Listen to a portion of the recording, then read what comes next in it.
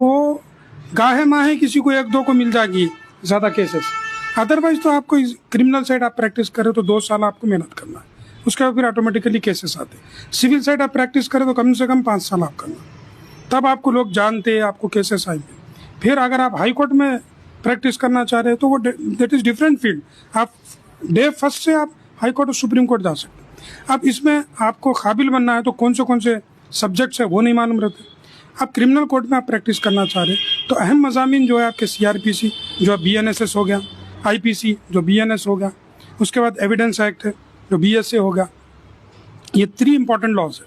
आप सिटी में जब रहते हैं, आप कैपिटल सिटीज़ में है या बड़े डिस्ट्रिक्ट्स में आप रहते तो अब NDPS एक्ट है, पोक्सो एक्ट नया लिखना हुआ है, आपके जो है फूड एडल्ट्रेशन एक्ट है, हाँ एक्साइज के कुछ लॉज है, ये 5-6 वो लॉज, ये इस पर आप महारत रखना ज़रूरी है, तभी आप क्रिमिनल कोर्ट में जाके आप प्रैक्टिस कर सकते हैं। सिविल कोर्ट में आपको प्रैक्टिस करना है, सबसे पहले आपके लॉज, मुस्लिम लॉ है, हिंदू लॉ, आप हिंदू है, हिंदू लॉ पे महारत रहना, मुस्लिम है, मुस्लिम लॉ पे महारत रहना है, CPC आपको वहाँ पे पढ़ना है, प्रोसीजर ऑफ सिविल कोड है वो आपको पढ़ना है, फिर ट्रांसफर ऑफ प्रॉपर्टी है, लैंड लॉज है।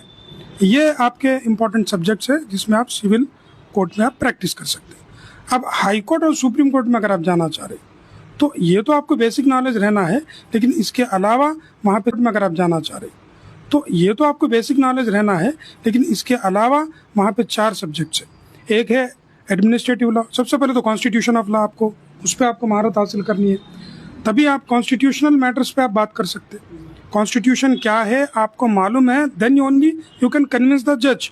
और जज साहब हमारे उस्ताद हैं वहाँ पर, वो तो हमसे ज़्यादा कॉन्स्टिट्यूशन जानते हैं। आप खाली ज़बान हिला तो वो चीज़ समझ जाते हैं कि आप कौन से आर्टिकल के बारे में बोल रहे हैं। तो आप जब तक उस पर कॉन्फिडेंट नहीं है, you cannot argue the matter in the high court and supreme court.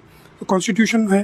दूसरा जूरिस्प्रूडेंस है, व्हाट इज़ लॉ, क्यों बनाए, पॉजिटिव लॉ पढ़े आप, हाँ, और डिवाइन लॉज के बारे में जब जूरिस्प्रूडेंस सब्जेक्ट पढ़े आप लोग तो उसमें ओरिजिन ऑफ लॉ, उस चीज़ को बुनियाद बना के जब आर्ग्यूमेंट्स करेंगे दैट लुक्स वेरी ज़बरदस्त।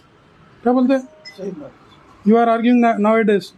जब तक आपको ये पीछे के नॉलेज नहीं था। फिर तीसरा आपका सब्जेक्ट है इंटरप्रिटेशन ऑफ स्टैट्यूट्स, स्टैट्यूट्स का इंटरप्रिटेशन करना है, कानून क्यों बना, उसके इंटरप्रिटेशन किस हिसाब से किया जाता है, उसको जानना ज़रूरी है। फिर चौथा है एडमिनिस्ट्रेटिव लॉ, एग्जीक्यूटिव्स के खिलाफ ही काम करते हैं ना आप, कुछ भी पिटिशंस डाल रहे हाई कोर्ट में जनरली या सुप्रीम कोर्ट में, तो एग्जीक्यूटिव्स के क्या पावर्स है, उनके लिमिटेशंस क्या है। 3 ऑर्गन्स इंडिया को रन करता, जुडिशरी, एग्जीक्यूटिव्स एंड लेजिस्लेचर्स। तो